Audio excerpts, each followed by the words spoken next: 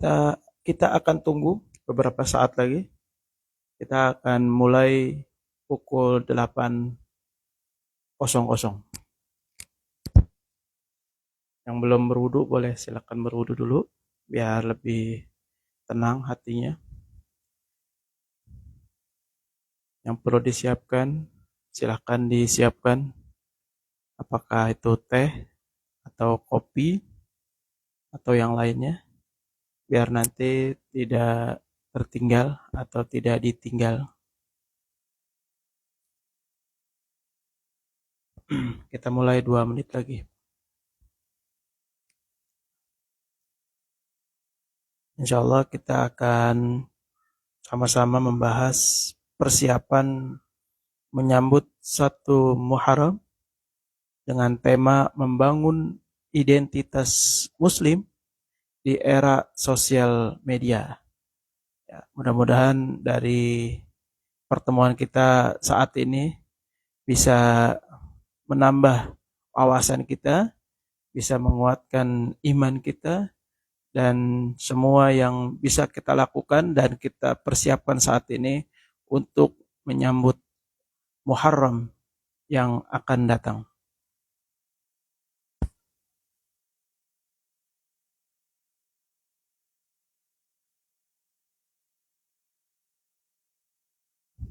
Satu menit lagi kita akan mulai.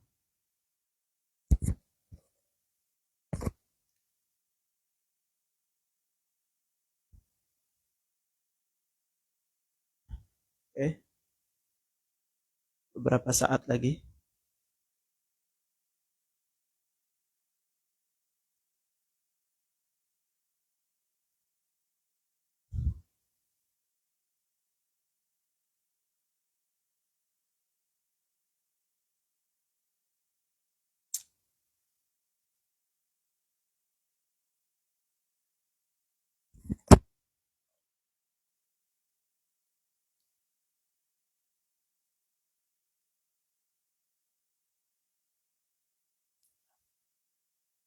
Baik, sudah masuk waktunya. Bismillah. Assalamualaikum warahmatullahi wabarakatuh. Alhamdulillah wassalatu wassalam ala Rasulillah wa ala alihi wa sahbihi ajma'in, amma ba'du. Alhamdulillah, patut kita bersyukur kepada Allah atas limpahan nikmat dan karunia-Nya sehingga sampai hari ini, sampai detik ini Allah masih memberikan kita kenikmatan-kenikmatan yang sangat luar biasa. Dari mulai tadi pagi, yakni saat mata kita bisa kembali membuka, sehingga kemudian Allah mudahkan untuk melakukan sholat subuh berjamaah. Terus Allah mudahkan untuk infak subuh. Wah, itu adalah amalan yang sangat luar biasa juga. Dan yang tidak kalah penting adalah hari ini Allah masih memberikan kita nikmat hidup. Sehingga kita bisa ketawa, bisa tersenyum, bisa bersama keluarga, dan semuanya ya yang kita rasakan hari ini adalah nikmat yang sangat besar. Mudah-mudahan kita mohon kepada Allah agar nikmat yang Allah berikan bisa bisa kita optimalkan, bisa kita maksimalkan untuk bekal kita menghadap Allah Subhanahu wa taala. Itu yang pertama. Yang kedua, jangan pernah lupa yakni bersolawat kepada Rasulullah sallallahu alaihi wasallam. Bersolawat kepada Rasulullah merupakan tanda daripada Allah Subhanahu wa taala memberikan hidayah. Jadi orang yang bisa membaca solawat itu merupakan indikator bahwa orang tersebut mendapatkan hidayah dari Allah, kekuatan dari Allah sehingga dia mampu membaca solawat. Allahumma sholli ala Muhammad wa ala ali Muhammad.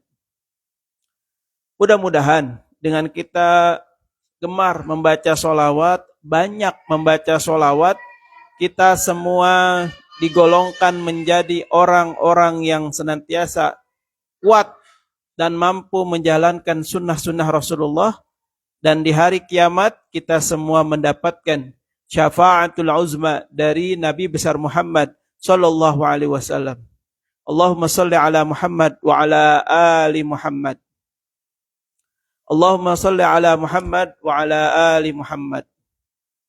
Nah, pada pertemuan kali ini ya, kita akan membahas tentang menyambut 1 Muharram, yakni dengan tema membangun identitas muslim di era sosial media. Saya kira tema ini sangat tepat karena sebentar lagi kita akan memasuki 1 Muharram, ya, pergantian tahun. Kalau dalam tahun Masehi itu pergantiannya 1 Januari. Nah, kalau dalam agama kita, agama Islam, itu pergantiannya per 1 Muharram. Nah, terus selain menyambut 1 Muharram, momentum 1 Muharram, saya juga ingin berbagi tentang bagaimana membangun identitas Muslim. Karena identitas Muslim ini harus dimunculkan. Jangan sampai kita mengaku orang Islam, mengaku Muslim, tapi identitasnya itu sebaliknya. Tidak mencerminkan seorang Muslim. Apalagi terkait di sosial media. Nah, ini nanti kita akan bahas satu demi satu. Nah, tujuannya apa sih? Ya, kalau ditanya tujuannya apa sih? Yang pertama kita akan bedah, kita akan bahas makna dan hikmah 1 Muharram. Yang kedua tujuannya adalah memahami identitas Muslim. Yang termasuk identitas Muslim itu yang bagaimana? Nanti kita akan bahas. Nah, terus yang kedua adalah merespon tantangan sosial media secara Islami. Tentu media ini, ya media sosial ini tidak bisa kita hilangkan atau tidak bisa kita hindarkan. Justru seorang Muslim harus berkontribusi di dalam media sosial tentu sebagai seorang Muslim, bukan sebagai yang lainnya. Nanti kita akan bahas bagaimana respon kita sebagai seorang Muslim terhadap sosial media yang berkembang pada saat ini. Nah, kita ketahui tanggal 27 Juni 2025 itu akan memasuki yakni 1 Muharram 1447 Hijriah, ya. Nah, sebenarnya 1 Muharram itu apa sih gitu kan? 1 Muharram ini sebagai pengetahuan umum atau sebagai pemula biar paham juga, 1 Muharram adalah hari pertama di dalam hitungan kalender Hijriah atau kalender Islam. Nah, bulan Muharram sebagai informasi juga, sebagai pengetahuan kita, bulan Muharram itu termasuk salah satu bulan yang begitu Allah muliakan. Ya, di samping bulan-bulan yang lain. Di dalam sebuah hadis dikatakan ada 4, ya, pada 4 Ashhurul Hurum, bulan-bulan yang dimuliakan, bulan-bulan yang diagungkan. Ada 4. Yang pertama Muharram, Zulqa'dah, Zulhijjah, dan bulan Rajab. Nah, ada 4 ini. Nah, kenapa ini dimuliakan? Tentu setiap bulan ini ada keistimewaan-keistimewaannya, ada keutamaan-keutamaannya sendiri. Nah, terus latar belakang sejarah yang merupakan penetapan tahun Hijriah. Jadi, penetapan tahun Hijriah ini sebagai informasi kembali adalah pada masa Khalifah Umar bin Khattab, ya. Jadi, pada masa Khalifah Umar bin Khattab mulailah sistem penanggalan secara resmi, yang itu kemudian diisi dengan mencatat peristiwa, ya, surat menyurat, dan administrasi pemerintahan. Mulai saat itu ada penanggalan-penanggalannya. Jadi kalau ditanya mulai kapan awal penanggalan tahun Hijriah, yakni pada masa Khalifah Umar bin Khattab radhiyallahu an. Nah, terus apa dasarnya tahun Hijriah ini ditetapkan? Nah, ternyata Dulu para sahabat itu sebenarnya berselisih, ya, berselisih di sini maksudnya masing-masing sahabat itu mengusulkan, ya, mengusulkan. Ada yang bilang bagaimana kalau awal tahun Hijriah itu ditandai dengan awal pertama kali Al-Quran turun, ada yang bilang begitu. Ada yang dibilang gimana kalau awal Hijriah itu diawali dengan saat peristiwa Isra wal Mi'raj. Ada lagi yang bilang bagaimana tahun Hijriah ini kita sepakati saja, yakni saat Nabi Muhammad melakukan hijrah dari Mekah ke Madinah. Nah, peristiwa inilah yang kemudian disepakati oleh para sahabat menentukan awal tahun Hijriah dimulai saat pertama kali Nabi Muhammad melakukan hijrah dari kota Mekah ke kota Madinah. Atau pada saat itu disebut dengan kota Yastrib.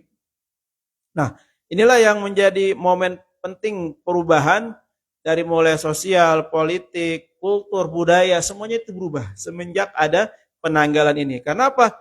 Karena dengan adanya penanggalan ini, semua peristiwa, semua surat menyurat, semua administrasi itu lebih tertata rapi. Ya. Nah, terus yang selanjutnya, kalau ditanya tahun berapa dalam kalender Masehinya, nah kita ketahui tahun hijrahnya Nabi itu tepat pada tahun 622 Masehi. Ya, inilah yang kemudian dijadikan tahun pertama dalam kalender Islam. Ya, jadi 1 Hijriah dalam agama kita itu dimulai tahun 622 Masehi. yakni bertepatan dengan pertama kali Nabi Muhammad melakukan hijrah dari kota Mekah ke kota Madinah.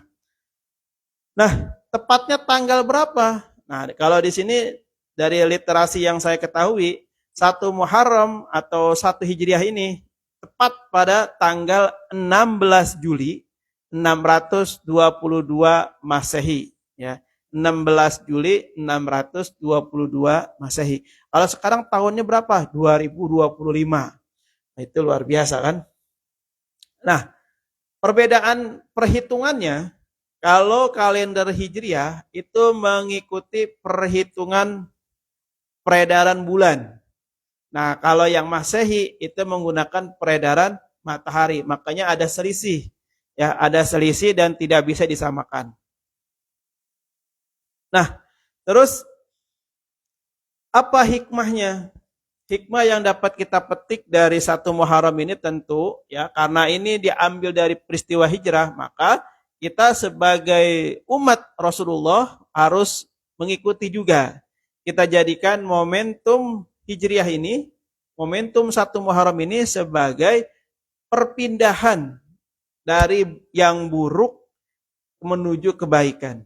Dari yang malas kepada yang rajin, dari yang lalai menjadi taat, seperti itu. Jadi itu sebuah momentum bagi kita untuk meningkatkan kualitas diri kita dalam hal keislaman. Terus apalagi yang bisa kita jadikan ibroh, pelajaran dari 1 Muharram ini?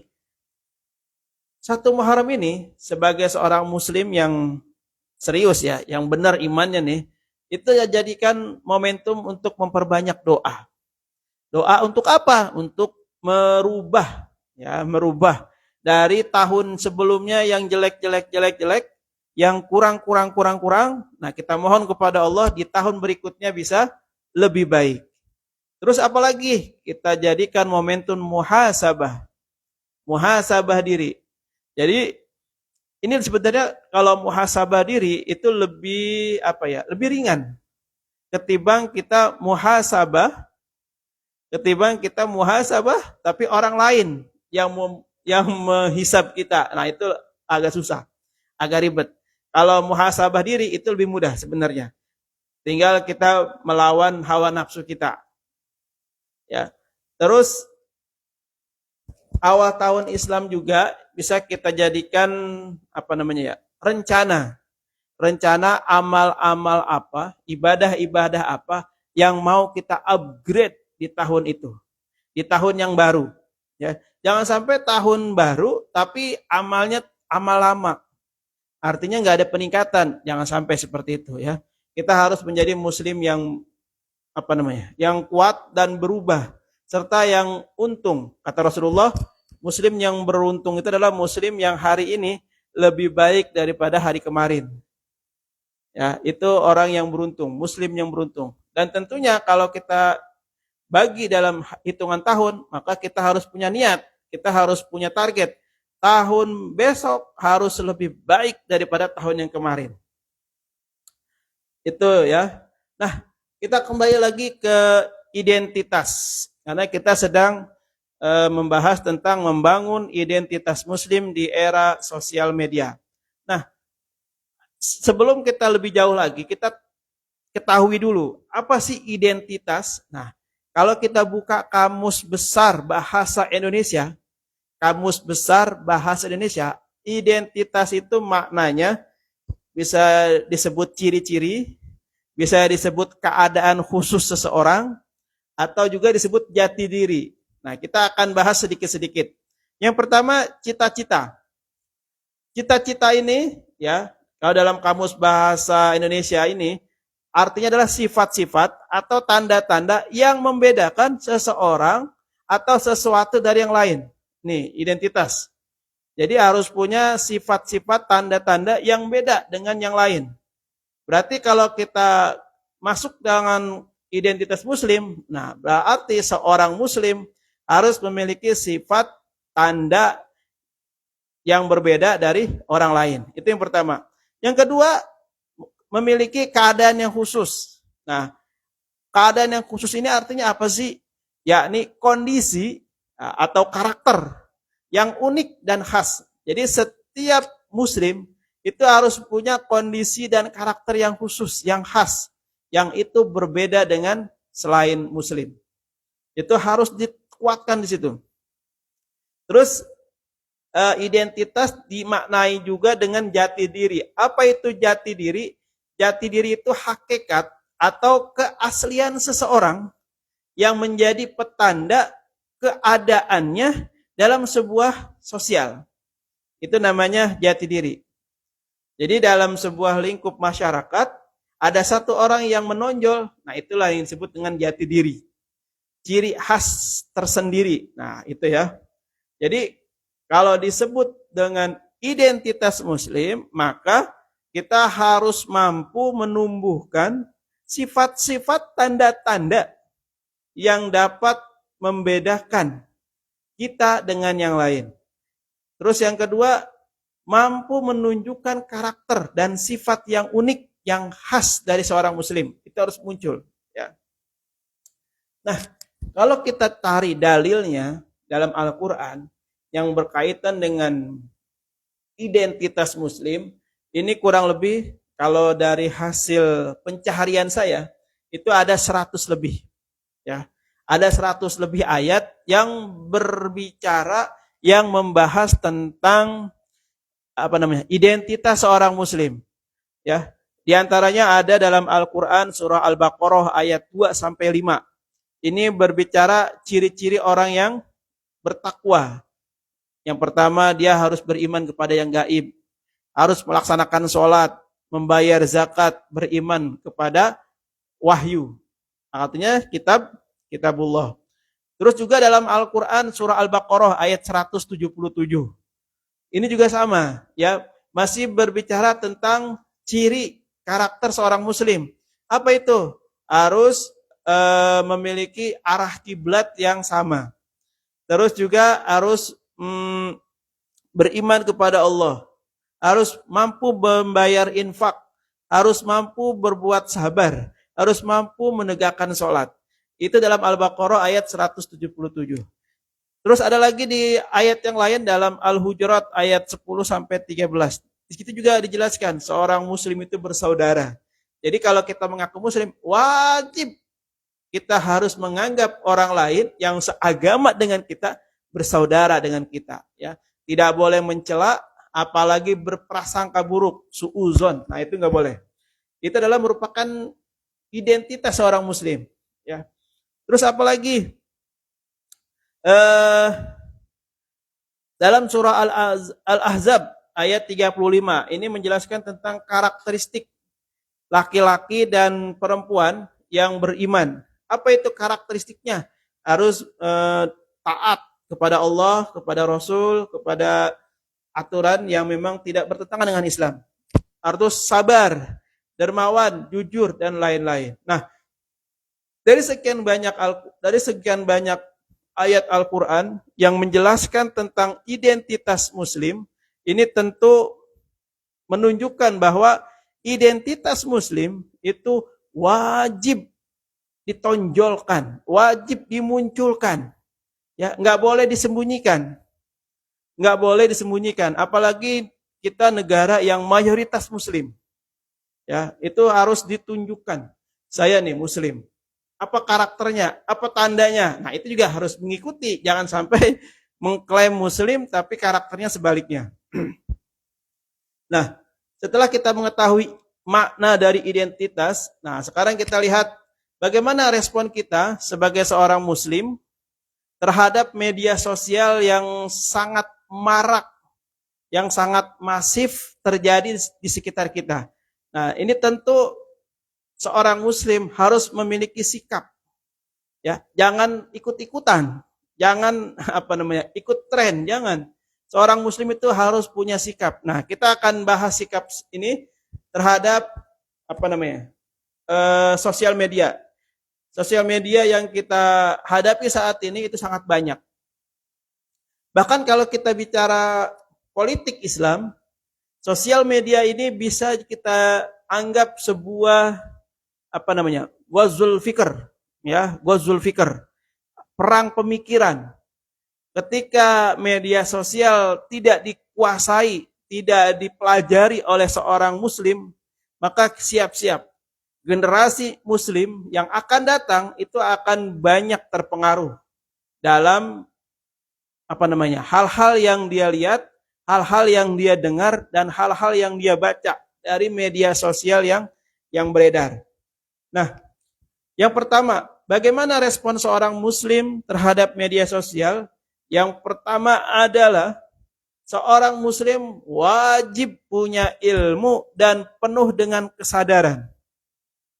Jadi dalam bermedia sosial, seorang muslim itu jangan asal-asalan, jangan ikut-ikutan, jangan cuma sebagai penikmat, tapi juga harus bisa berkontribusi, tentu dengan kontribusi yang positif, yang bermanfaat. Ya. Dari sana, dia harus bisa memilih mana yang haram, mana yang halal. Mana yang haram diunggah, mana yang haram diunggah, mana yang haram dibaca, mana yang wajib dibaca. Nah, seperti itu harus cerdas seorang muslim. Ya. Terus apalagi setiap bermedia sosial itu harus punya niat yang baik. Ya, di dalam berinteraksi baik dengan dunia virtual ataupun interaksi secara nyata, itu yang paling utama dari kita adalah niat dulu. Karena niat inilah yang kemudian dapat menghukumi perbuatan kita, apakah itu berpahala atau tidak. Apakah ini mendapat kebaikan atau keburukan. Dari niat dulu. Makanya orang yang menggunakan media sosial yang tidak didasari dengan niat, maka pasti dia akan terbawa dan ujung-ujungnya akan terjadi kemudorotan. Ya, itu yang pertama, dengan ilmu dan kesadaran. Yang kedua, seorang muslim hendaknya di dalam bermedia sosial harus menjaga lisan dan jarinya. Kenapa identik dengan jari, apalagi jempol? Karena memang dalam menggunakan media sosial seringkali dengan jari jemari. Ya, dengan ketak-ketik. Nah, sebagai seorang muslim, kita harus bisa menjaga lisan ini. Ya, dari berbuat ghibah, dari melakukan fitnah, dari menyebarkan berita hoax, dan melakukan debat kusir. Nah, ini kadang di media sosial itu banyak sekali berita, informasi yang itu kadang kalau nggak berisi ghibah, ya fitnah. Kalau enggak hoax, kalau enggak debat, diskusi yang enggak jelas. Nah, ini harus kita apa namanya ya? Harus kita batasi diri kita untuk tidak masuk dalam wilayah ini. Nah, bagaimana sikap seorang muslim? Yang pertama, harus menghindari postingan yang dapat menyakiti orang lain atau bersifat memecah belah atau mengadu domba.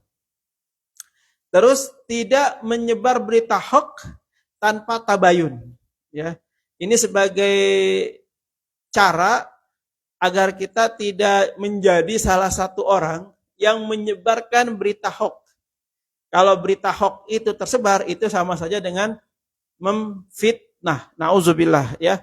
Itu yang kedua. Yang ketiga, seorang muslim dengan identitas muslim, maka wajib ya, wajib ketika bermedia sosial, jadikan media sosial itu sebagai ladang amal.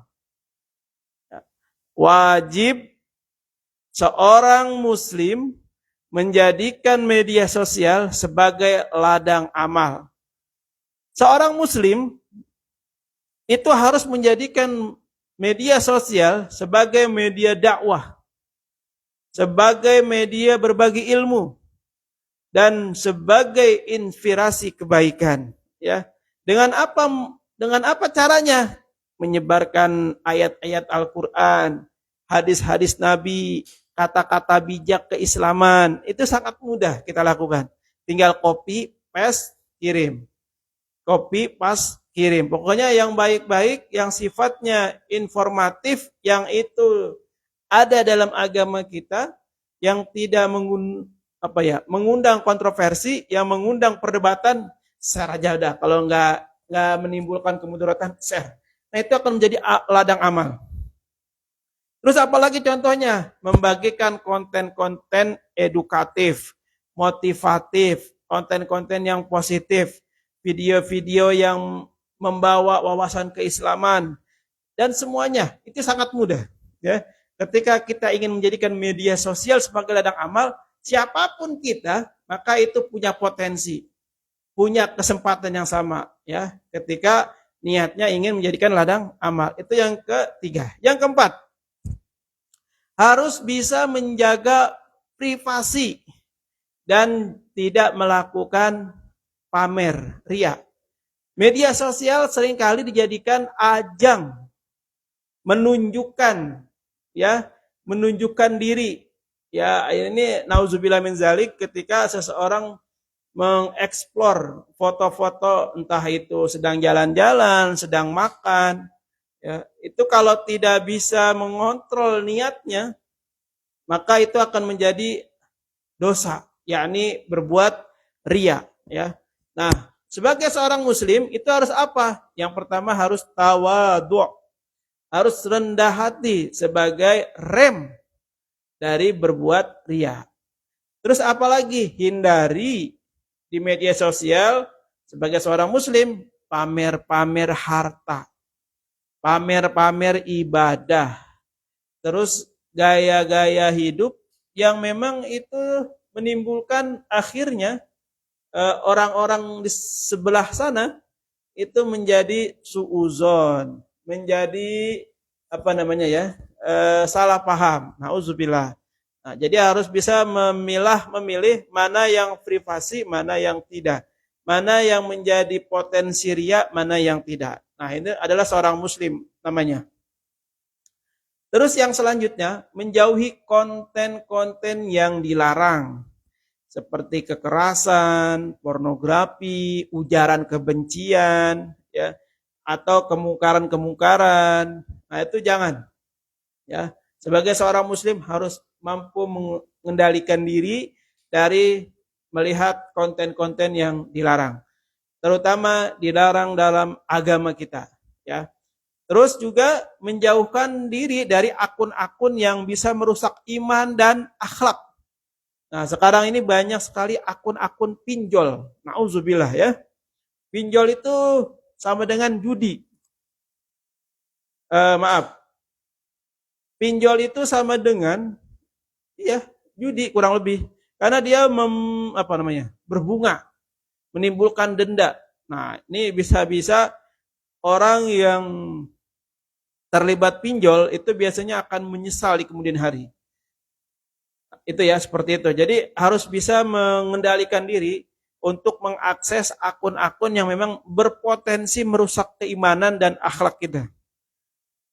Nah, terus yang tidak kalah penting sebagai pribadi seorang muslim adalah ketika bermedia sosial harus mampu mengatur waktu. Ini seringkali banyak di antara kita yang ketika bersosial media itu lupa waktu. Waktu sholat, waktu makan, waktu ngaji, waktu baca Quran, waktu bersama keluarga. Cuman gara-gara kecanduan dari media sosial itu. Makanya hati-hati. Ini pernah disindir oleh Rasulullah bahwa Rasulullah menyatakan ada dua nikmat yang nikmat ini sering dilalaikan oleh manusia. Apa itu dua nikmat? Yang pertama nikmat sehat dan yang kedua nikmat waktu luang. Bermedia sosial itu merupakan nikmat yang disebut dengan waktu luang. Coba lihat. Apakah kita selama ini sudah mampu mengendalikan waktu itu? Nah, kita memang tidak bisa memperlambat atau mempercepat waktu. Tapi seringkali dengan kegiatan kita, aktivitas kita, kita melalaikan gara-gara kita bermedia sosial. Nah, jadi sekali lagi saya coba rangkum ya. Di dalam bermedia sosial seorang muslim itu yang paling utama harus memiliki niat. Yang kedua harus memiliki etika. Yang ketiga harus menjaga sifat tabayun. Apa itu tabayun? Verifikasi dulu beritanya. Benar apa enggak? Terus yang keempat, yang harus menjadi prinsip seorang muslim ketika bersosial media adalah memiliki kontrol diri. Ya, jangan sampai malah terbawa dengan sosial medianya. Yang kelima, yang tidak kalah penting sebagai seorang muslim yang memiliki identitas, yakni harus memastikan bahwa bermedia sosial itu bermanfaat bagi dirinya, bermanfaat di dunia, terlebih bermanfaat di akhirat. Jadi jangan cuman menyenangkan mata saja, jangan hanya menyenangkan lahiriahnya saja, tapi juga kita harus punya orientasi yang jauh. Dengan bermedia sosial, kita juga harus punya target. Dengan media sosial, kita memiliki amal soleh. Dengan bermedia sosial, kita memiliki amal jariyah. Karena media sosial itu media yang bisa bertahan lama. Dengan sekali upload, dengan sekali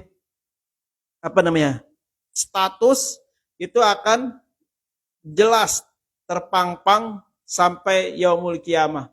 Selama itu tidak dihapus, maka itu akan menjadi jejak digital kita. Ya. Oleh karena itu, sekali lagi, ya, sebagai seorang muslim, wajib bagi kita untuk